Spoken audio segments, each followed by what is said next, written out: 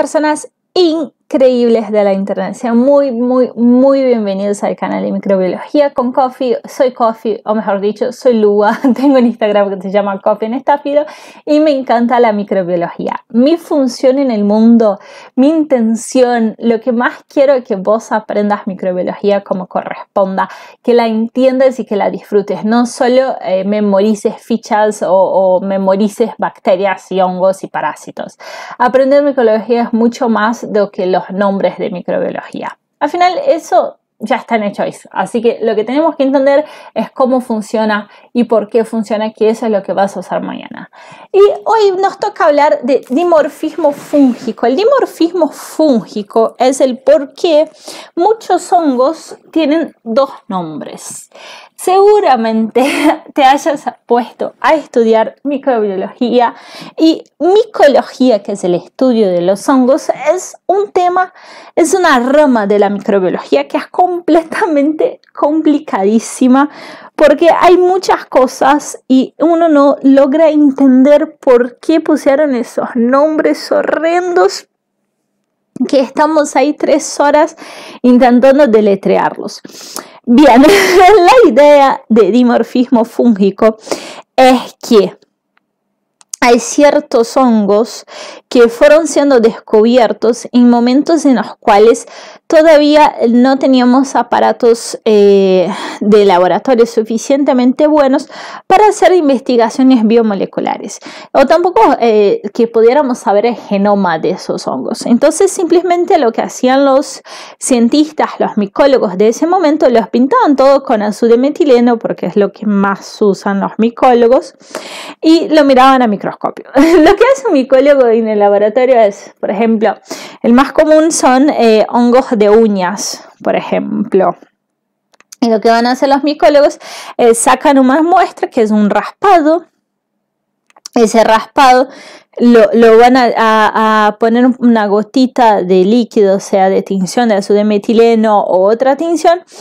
Y lo que van a hacer es disociarlo. Disociarlo es con dos pinzas, para hacerlo coloquialmente, dos pinzas, golpearlas entre sí hasta que se rompan todas las estructuras que sean lo más microscópicas posibles.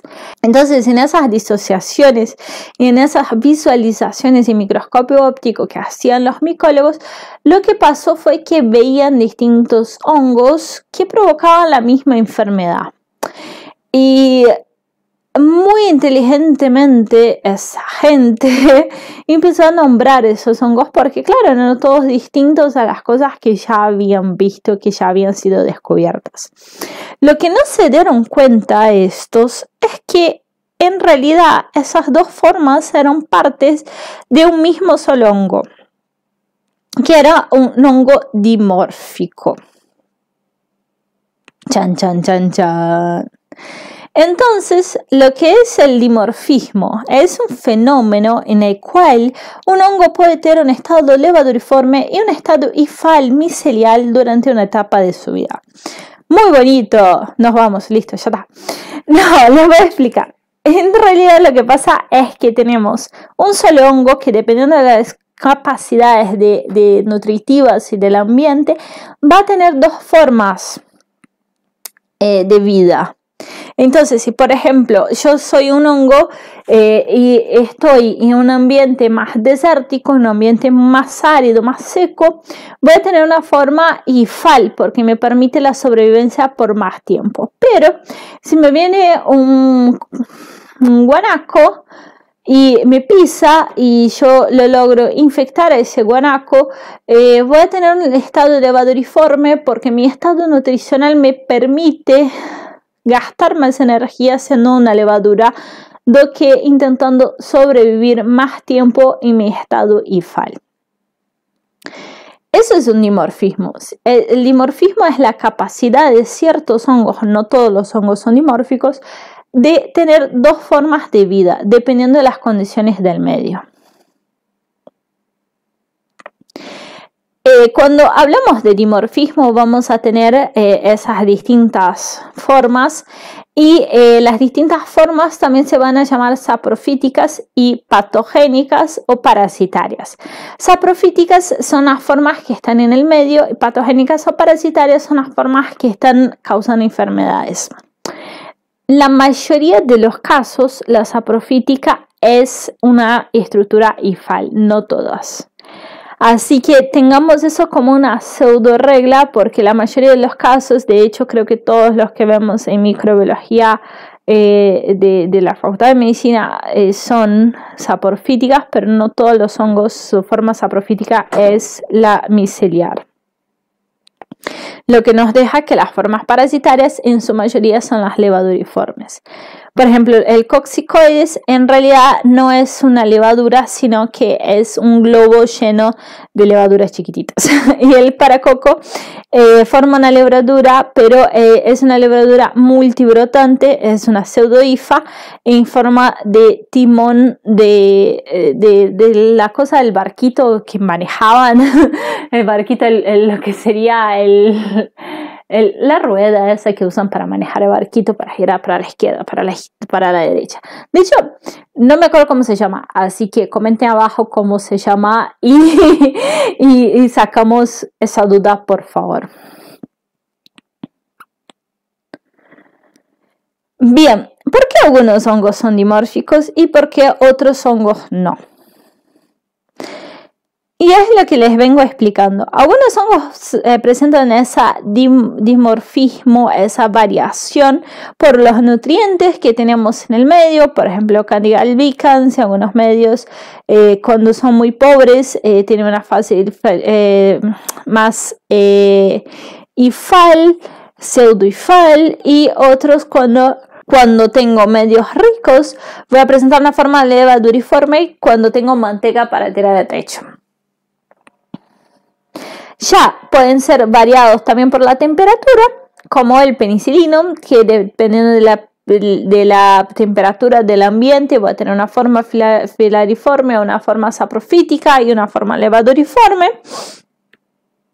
Y un mixto de los dos, como la mayoría de los que son que causan enfermedad en el hombre, que son patógenos.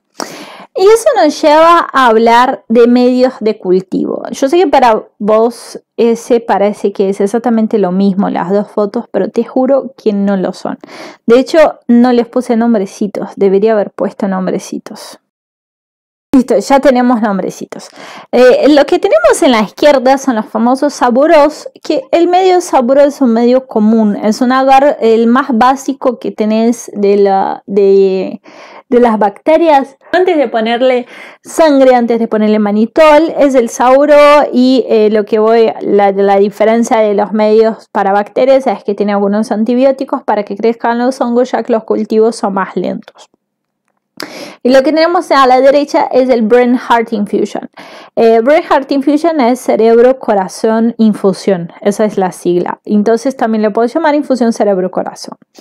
La cosa es, ambos medios son parecidos. Lo que es el saburo sí o sí lo pongo en pico de flauta, que es esa infusión que lo pongo a la mitad y lo dejo solidificar, porque son gelatinas los medios, salvo este que es líquido, pero esos son todos gelatinas. Entonces lo que pasa es que yo lo dejo así apoyado para que yo pueda pinchar los hongos y los inyecto acá dentro del medio, porque el hongo va creciendo del medio de lo que es el hongo crece del medio hacia arriba, no crece de arriba para abajo como las bacterias, crece de abajo para arriba.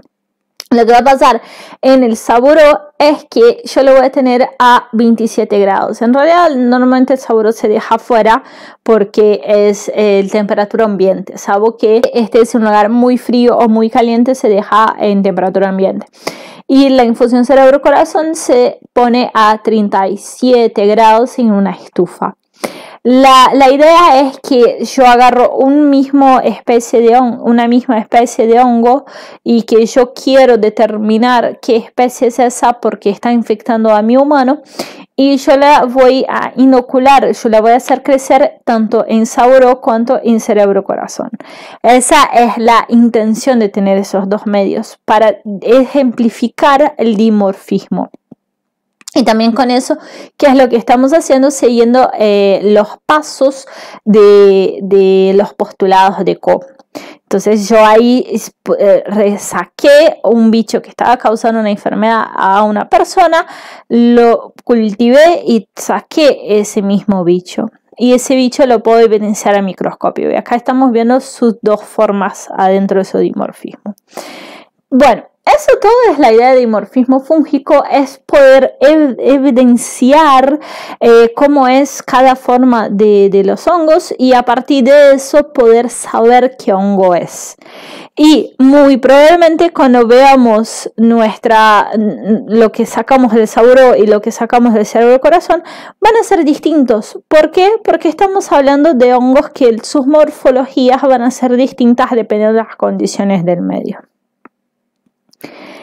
Buenísimo, hasta acá llegamos con dimorfismo fúngico. Espero que estén aprendiendo muchísimo microbiología, porque la verdad que es una materia bastante tomada en el resto de la carrera. En todos los temas, en todas las materias de la UDH hay por lo menos una unidad, un tema que es de microbiología. Y si vos aprendés bien microbiología, vas a tener un montón de temas adentro que después es muchísimo más fácil de ir aprobando todos los otros finales. Lo digo porque yo hice eso. Siempre que podía hablaba de microbiología porque primero era algo que casi nadie quería hablar, que los médicos lo ven con muchísima frecuencia en los consultorios, en la guardia, en todos lados, y que siempre te suma puntos a hablar de algo que nadie quiere hablar, de algo que es considerado difícil. Bien, no se olviden que tenemos nuestro grupo de Facebook de microbiología, cómo estudiar, y tenemos en mi Instagram los martes, hacemos martes de micro y pueden poner todas tus dudas en la cajita de los martes, así las contesto ahí en Instagram y dejo las destacadas y vos podés ver tu respuesta en Instagram y sacarte las dudas. También abajo les dejé un apunte de hongos, que es mi apunte preferido de hongos. En realidad es el apunte que yo hice cuando cursé microbiología 1 y me fue acompañando durante toda la carrera prácticamente. Y así que la pueden bajar abajo. Y les dejo un abrazo enorme, un abrazo virtual enorme para que vayan a estudiar y diviértanse con microbiología.